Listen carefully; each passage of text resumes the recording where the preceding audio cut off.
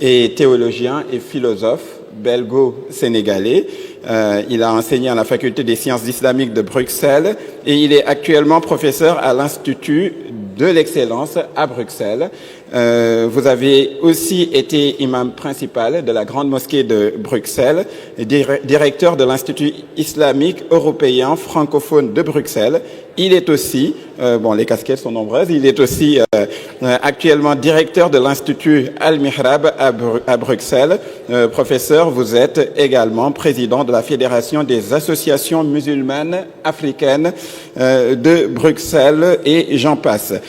Enseignant-chercheur, vous avez publié plusieurs ouvrages dont Sabilus Salam, qui a été traduit qui est un ouvrage en arabe, c'est ça, un ouvrage en arabe, qui signifie la non-violence dans la pensée de Cheikh Ahmadou Bamba. Et donc, vous constaterez que le professeur Mohamed Galaye Ndiaye est bien placé, et particulièrement bien placé, pour nous parler de la culture de la paix dans la doctrine de Cheikh Ahmadou Bamba et de nous faire part d'une approche comparative avec d'autres approches de la non-violence. Professeur, je vous laisse la chaire.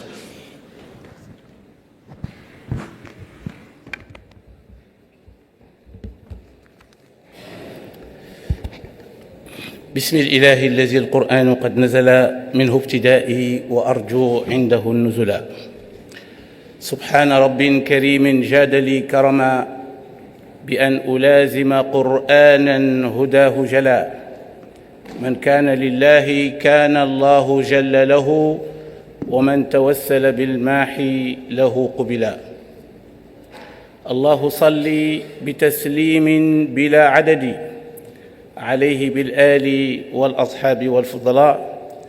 Chers frères, chères sœurs, mon intervention va se focaliser sur une thématique centrale mais essentielle dans la pensée soufie de Cheikh Ahmadou Bamba, à savoir la culture de la paix. Même si ce concept est nouveau, c'est-à-dire que ce concept n'était pas encore né au moment où Cheikh Ahmadou Bamba prônait la paix et la non-violence. Et donc c'est en quelque sorte notre démarche est anachronique par rapport donc à la thématique qui a été proposée, mais qui s'inscrit foncièrement dans la thématique. Alors, ce qu'il faut savoir, que je pourrais me définir comme un technicien des textes, car je suis théologien et je me suis familiarisé avec les chassidas de Serigne Touba, les poèmes, les écrits de Cheikh Ahmadou Bamba, il y a de cela maintenant plus de 30 ans ou 35 ans.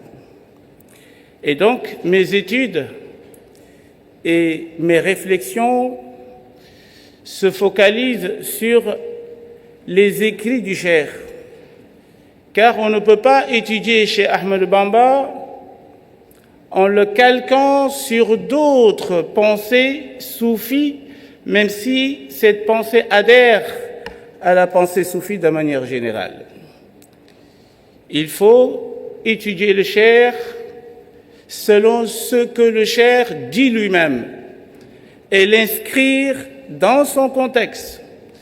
Et c'est à ce moment-là que nous allons arriver à comprendre réellement la pensée de Cheikh Ahmadou Bamba, mais aussi et surtout l'originalité de Cheikh Ahmadou Bamba. Car les Arabes disent « Hadihi bida'atuna ruddat ilayna » Si on étudie le Cheikh, et chaque fois qu'on voit un concept dans ses œuvres, et qu'on fait une connexion entre ce concept et la pensée soufie, que moi j'appelle dans mes écrits la pensée bagdadéenne, là, on ne va pas y arriver, ou bien nous n'allons pas atteindre cette spécificité et cette originalité.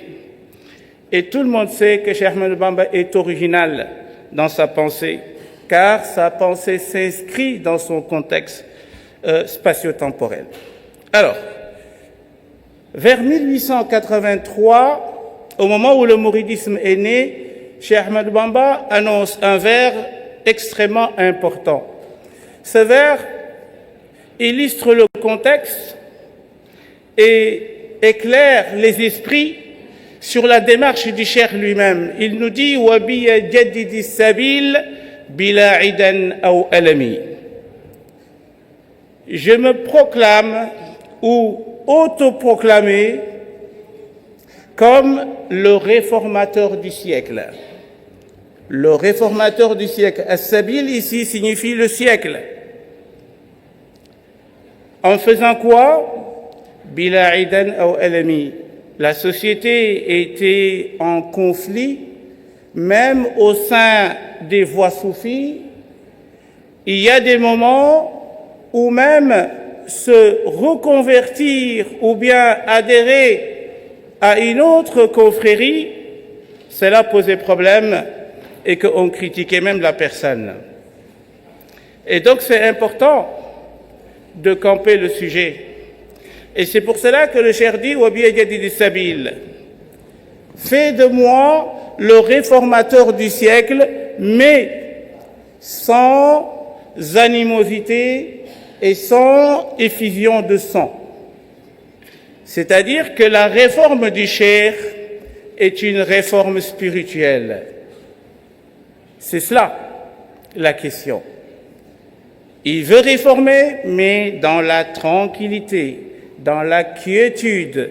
Il veut stabiliser la société, car on ne peut pas construire dans un moment où les fusils fusent de partout. Et c'est pour cela que Cheikh Ahmadou Bamba, en 1886-87, il a fondé une cité. Et la fondation de cette cité correspond à un moment charnière, un moment historique, un moment crucial. Pourquoi? Parce que c'est le moment où Lat Dior, avec les colonisateurs, était en conflit et que le sang fusait partout. Et donc, chez Ahmadou Bamba, il fonde cette cité et l'appelle Darus Salam. Qu'est-ce que cela veut dire? Cela veut dire que moi, j'inscris mon action dans la paix et tous ceux qui cherchent la paix doivent chercher refuge auprès de lui ou à l'intérieur de cette cité. Et c'est une première dans l'histoire. Je suis philosophe. J'ai étudié la philosophie. Mais vous n'allez jamais voir dans les livres de philosophie, de Platon jusqu'à Al-Farabi, et même descendre jusqu'à Augustin, la cité de Dieu, vous n'allez jamais voir un individu qui a créé une cité ou qui a fondé une cité que pour la paix. C'est une première dans l'histoire. Et ça s'est réalisé en 1886. 1886. Et Cruz O'Brien nous dit dans un de ses ouvrages que la dernière balle qui a tué Lat Dior, cette balle est une balle en or. Pourquoi? Parce que cette balle a éliminé le dernier résistant. Le dernier résistant est mort. Mais il ne savait pas que le dernier, c'était pas Lat Dior. Oui, le dernier qui a porté les armes, mais le dernier résistant était Cheikh Ahmadou Bamba, qui leur a opposé une autre sorte de combat. Et ce combat-là, le Cheikh l'annonce en disant « Inni ujahidu bil-ulumi wa bit-tuqa, abdan khadiman wal-muhayminu shahidu » Je fais mon djihad avec le savoir et la connaissance, et l'éducation spirituelle. Et ça, c'est unique. C'est ce que Jamal ad-Din al-Afghani, dans l'histoire que tout le monde connaît, qui est un grand réformateur. D'ailleurs, le mouvement salafiste que vous entendez aujourd'hui vient de Jamal ad-Din al-Afghani et Mohamed Abdou et leur disciple qui est Mohamed Rida. C'est lui qui dirigeait la revue Al-Manar. Et donc, ce personnage-là, qui est Jamal ad-Din al-Afghani, qui avait une difficulté avec son disciple et compagnon, Mohamed Abdou, parce qu'ils n'étaient pas d'accord sur la stratégie à mettre en place pour faire face à la colonisation. Jamal ad-Din al-Afghani a préféré le combat ou la lutte, ce qu'on appelle la réforme par le haut. Et Mohamed Abdou a préféré la réforme par le bas. Ça veut dire quoi? Ce sont des concepts de Gilles Kepel, un penseur français qui veut dire que la réforme par le bas, c'est l'enseignement et l'éducation spirituelle. Et la réforme par le haut, c'est une réforme très rapide, c'est comment accéder au pouvoir pour pouvoir réformer. Alors que la réforme par le bas, c'est réformer les gens individuellement pour établir ou conquérir un pouvoir qui est beaucoup plus large. Et donc la réforme de Cheikh Ahmadou Bamba s'inscrit dans la durée. Et c'est pour cela que Robinson, il a dit, un intellectuel qui vit aux États-Unis, il a dit que le combat de Cheikh Ahmadou Bamba est un combat unique. Vous savez pourquoi? Parce que Cheikh Ahmadou Bamba, aujourd'hui, il est le seul, on va dire, parmi les résistants non violents qui ont fondé une cité et qui ont un événement comme le Magal et que même son lieu de naissance est encore visité, et le Magal de Touba qui célèbre plus de 6 millions de personnes à travers le monde parce qu'il a inscrit son combat dans la non-violence. Et d'ailleurs, c'est pour cela que le prophète, alayhi salatu wassalam, il dit « Inna Allaha yu'ti ala rizqi ma la yu'ti ala al-'unf » Allah donne dans la douceur ce qu'il ne donne pas dans la violence. Ce qu'il ne donne pas dans la violence. Donc, Cheikh Ahmadou Bamba, il savait que la force de l'âme était supérieure aux armes. Et ce qui est intéressant, et ce que l'histoire doit noter, c'est que c'est encore unique chez Cheikh Ahmadou Bamba. Lorsque la Dior a été tué à Dekele en 1886, le 25 octobre ou le 26 octobre, ses disciples sont venus avec leurs armes. Ils sont venus pour adhérer au mouridisme. Et Cheikh Ahmadou Bamba, qu'est-ce qu'il a fait? Écoutez bien. Il leur a dit baisser, seulement il ne faut pas baisser les armes, mais il a fait quelque chose qu'aujourd'hui dans la pensée moderne, c'est ce qu'on appelle la démilitarisation. Ça veut dire quoi? Ça veut dire prendre ces armes et les transformer en outils de cultivateurs pour dire que vous devez être des gens qui construisent, mais pas des gens qui vont détruire. La production. Le Dalai Lama dit que pour arrêter la violence dans le monde, il faut arrêter de produire des armes. Serigne Touba dit il faut transformer ces armes en outils productifs pour la société. Et ça, c'est important.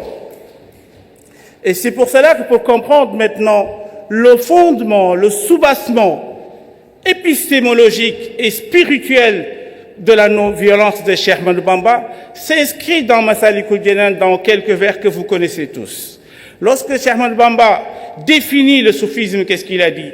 والحاصل الصوفي عالم عمل بعلمه حقيقة ولم يمل حتى صار صافيا من الأكدار ممتلئ القلب من الأفكار منقطعا لربه من البشر مسويا دينار عين بالمدر كالأرض. Et c'est là que c'est intéressant. Le véritable soufi, au-delà qu'il sait et qu'il met en pratique ce qu'il sait, il doit devenir à un moment donné comme la terre. Ça veut dire quoi la terre? On jette toutes les ordures sur la terre, mais tout ce qui ressort, tout ce qui sort de la terre est quoi? Est salé. Ça veut dire que même si tu es méchant, même si tu es agressif et que tu m'insultes et que tu exerces ta violence sur moi, ma réaction sera toujours positive.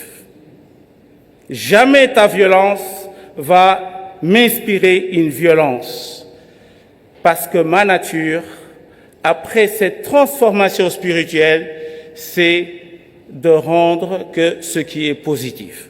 Et c'est ça le fondement. C'est-à-dire que Cheikh Ahmadou Bamba, et là on va venir sur la dernière partie, pour comparer Cheikh Ahmadou Bamba et Mahatma Gandhi ou Martin Luther King, ou même dans la pensée bouddhiste, nous allons voir comment Cheikh Ahmadou Bamba articule et fonde la violence dans le soufisme, la non-violence dans le soufisme.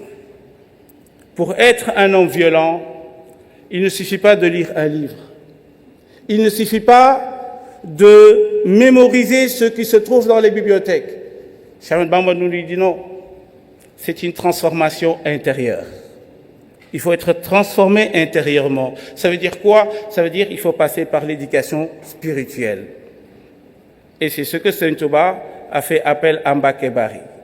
Lorsqu'il a dit, lorsque le prophète lui a dit, Rabbi ashabaka bil himmati wa la turabbihim bidarsi faqat. Et dit que tes compagnons par un idéal très élevé, c'est-à-dire la spiritualité et pas seulement l'instruction ou bien la connaissance livresque. Et ça, c'est un point fondamental. Le cheikh, lorsqu'il était dans la déportation maritime, c'est ce qu'on appelle al-ghayb al-bahriya, il nous donne une information très importante. D'ailleurs, cette information, moi, je l'ai eue moins d'1 mois. Grâce à un ami et un frère qui s'appelle Fallou Bousso Tamba, que vous connaissez, qui m'a remis quelques feuilles, 6 pages. Apparemment, ces 6 pages-là, il y a beaucoup de mourides qui ignorent leurs existences. Mais j'en ai trouvé un élément fondamental qui a tout changé dans ma tête, dans la compréhension de la non-violence de Cheikh Ahmadou Bamba. Lorsque le cheikh dit dans « Wa kana haqqan alayna nasrul mu'minin », lorsqu'il disait « Faraqtu jumlatan min al-mubahi liman kafani zawi nubahi ashkuruhu wa qada li abdala kama kafani al-harba wal-jidala » Ça veut dire quoi? Ça veut dire quoi? Ça veut dire qu'au moment où le cheikh était au Gabon,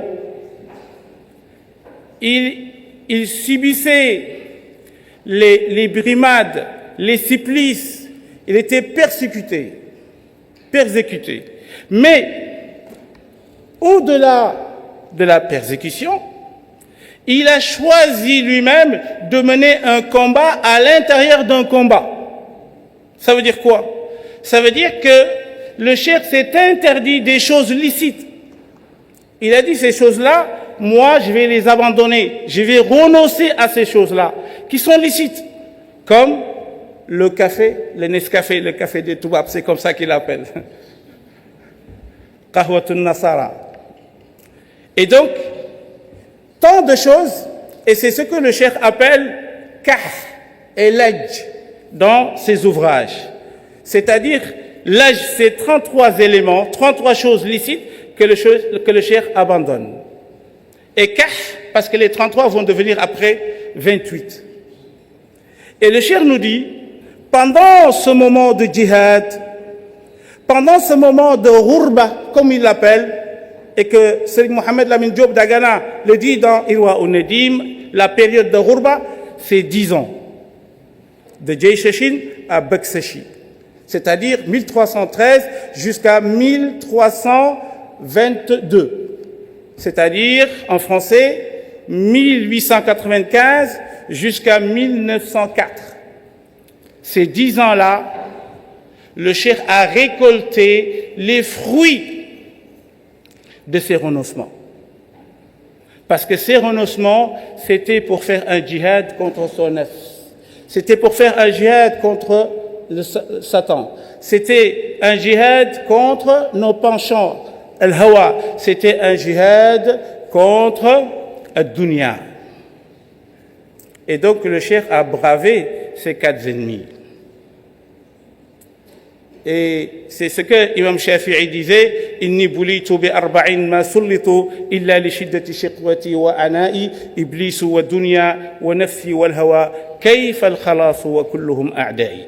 Ce sont les ennemis de l'homme. Mais pendant ce moment, le cheikh également a gravé et a bravé ce qu'on appelle les 7 âmes. L'âme charnelle qui est divisée en 7 étapes.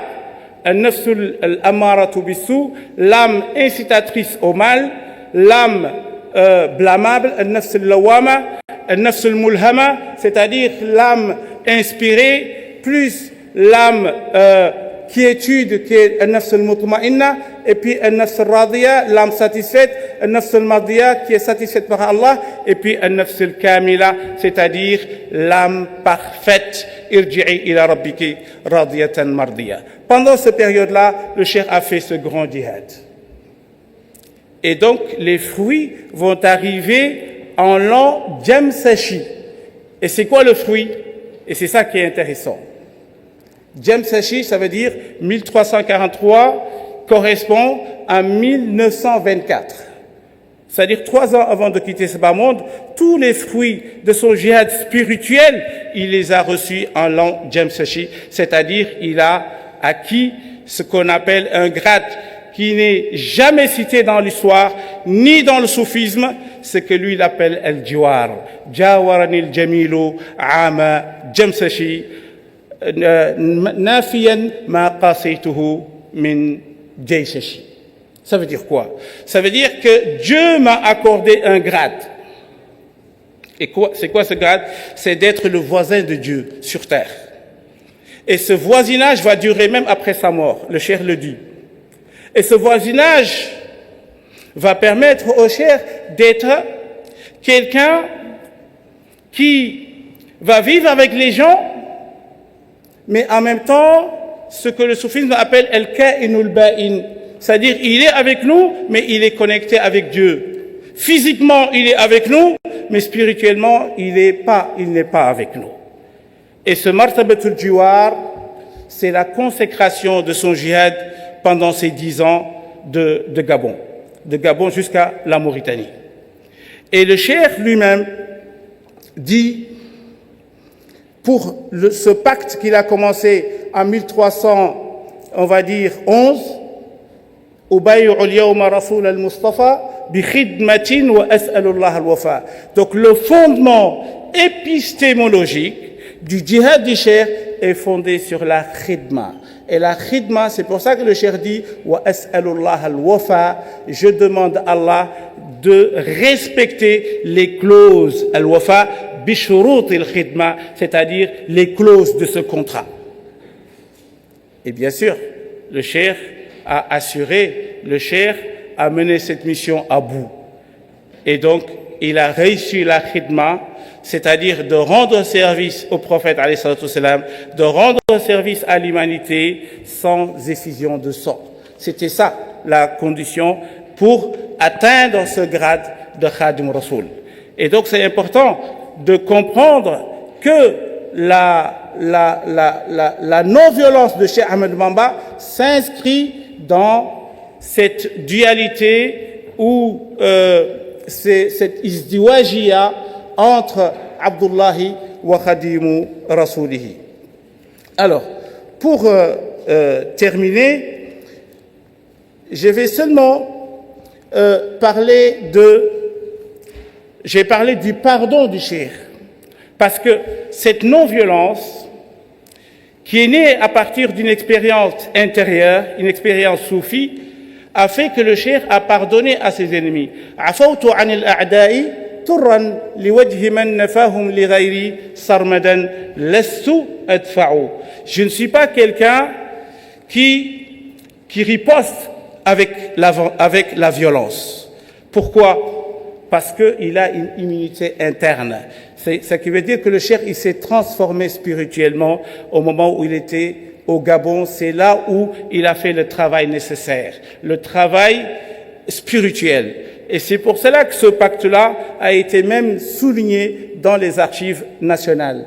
Lorsque cet espion qui s'appelle Oumar Niang est venu et qu'il a été raconté que le cheikh a dit: j'ai fait un pacte avec Dieu, même si le Mahdi descend sur terre, je ne l'aiderai point, je ne tuerai ni scorpion, ni serpent, ni une âme qui vit. Je vous remercie.